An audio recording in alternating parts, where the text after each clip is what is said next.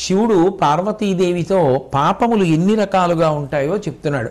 మానిని త్రివిధముల్ మానస వాచిక కాయికంబుల పాతకంబులు అందు పరధనాపేక్షణ పాపానుమోద ధర్మద్వేష ముఖములు మానసంబులు అనృత దారుణ భాషణాదులు వాచికములు వధంబును బంధమును అభక్ష భక్షణంబును అన్యభామారతము మద్యపానంబు మొదలైన పాపకృతులు కాయికంబులు విను అధికంబపేయపానమది దుష్కృతంబులలోన నెల్లన్ పానమున నిందతో వచ్చు ప్రాణ గొడ్డములును చేటులు నరకాబ్ధి మునుగుటలును. 3 రకములుగా పార్వతి పాపములుంటాయి. అందులో మొదటిది మనసుతో చేసేటటువంటి పాపం. ఆ మనసుతో చేయబడేటటువంటి పాపం ఎలా ఉంటుంది అంటే, ఎప్పుడూ కూడా ఇతరుల దగ్గర ఉన్నటువంటి ఐశ్వర్యం, ఇతరుల దగ్గర ఉన్నటువంటి ధనాన్ని తాను ఎలా తీసేసుకోవచ్చు, ఎలా అపహరించవచ్చు అన్న దాని గురించి మనసులో ఆలోచిస్తూ ఉండడం. ఎవరైనా తప్పుడు పని చేస్తే ఆ తప్పుడు పనిని అంగీకరించడం, ఏం పర్వాలేదులేండి అంటూ ఉండడం, దుష్కృత్యాన్ని అంగీకరిస్తూ ఉండడం. అట్లాగే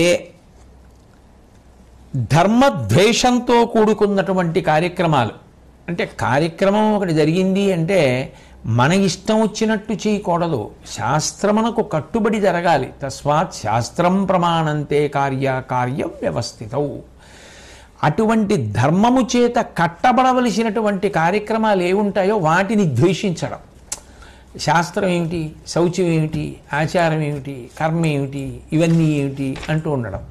కాబట్టి ధర్మద్వేషంతో ధార్మికమైనటువంటి కార్యక్రమములను నిరుత్సాహపరిచి మాట్లాడుతుండడం, ఇవన్నీ కూడా మనస్సంబంధమైనటువంటి పాపములే. అంటే వాటి పట్ల అటువంటి జుగుప్స మనసులో పెంచుకోవడం, వాటిని తృణీకరించడం మనసులో, అది మానసికమైన పాపము. అట్లాగే అబద్ధాలు చెప్తూ ఉండడం, అవతల వారి యొక్క మనసు బాధపడేటట్టుగా ఏది మాట్లాడినా కఠినంగా మాట్లాడుతూ ఉండడం, అవి వాక్ సంబంధమైనటువంటి పాపములు. ఇక మూడవది కాయిక పాపము, అంటే శరీరంతో చేసేటటువంటి పాపం.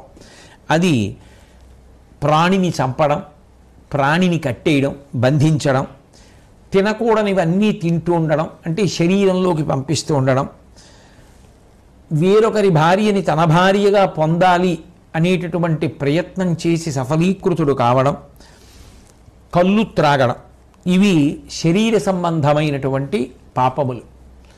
పరమేశ్వరుడు పార్వతీదేవితో మాట్లాడుతూ చెప్పినటువంటి మాట ఏమి అంటే, వినుము అధికంబపేయపానమది దుష్కృతంబులలోన నెల్లన్. పాపాలలో కల్లా చాలా చాలా పెద్ద పాపం ఏమిటో తెలుసా పార్వతి? మద్యపానం చేయడం.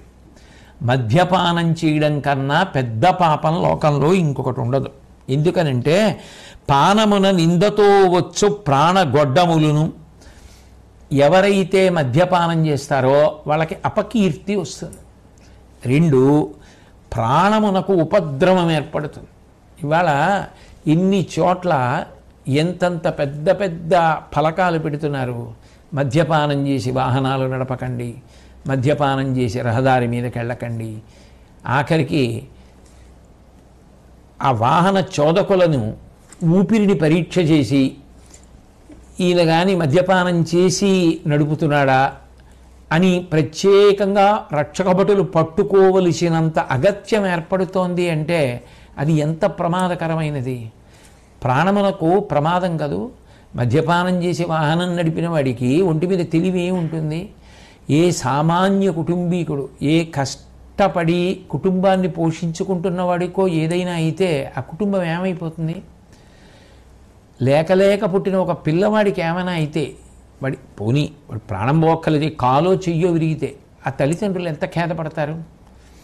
అంటే ప్రాణ సంకటములు దేని వలన ఏర్పడతాయంటే మద్యపానము వలనవి. ఆరోగ్యం పాడైపోయి వాడికి మాత్రం ప్రాణ సంకటం ఏర్పడదు ఏమిటి? కాబట్టి కీడు, జరగకూడనటువంటి నష్టములన్నీ జరుగుతాయి దానివల్ల. కాబట్టి ఇంకా అంతకన్నా భయంకరమైన పాపం పార్వతీ లోకంలో ఇంకొకటి ఉండదు. నిజానికి నరకానికి పెద్ద రాజద్వారం ఇది అంటే మద్యపానమే. కాబట్టి నరకాబ్ధి మునుగుటులను, ఇంత భయంకరమైనటువంటి పాపం ఇంకొకటి ఉండదు. కాబట్టి మద్యపానము అలవాటు చేసుకొనరాదు అని శంకరుడు పార్వతీదేవితో చెప్తే, అనుశాసనిక పర్వంలో దాన్ని భీష్మాచార్యుల వారు ధర్మరాజు గారికి చెప్పగా, అనుశాసనిక పర్వం మీద ప్రసంగం చేస్తూ వాళ్ళు చెప్పిన విషయాన్ని నేను చెప్పాను. కాబట్టి అది అంత భయంకరమైనటువంటి పాపము, అన్ని పాపములలోకి గొప్ప పాపము. పార్వతీదేవి అంది, సంతోషం పరమేశ్వర, పాపముల గురించి చెప్పారు 3 విధములు ఉంటాయని. మనసుతో చేసేవి, వాక్కుతో చేసేవి, శరీరంతో చేసేవి.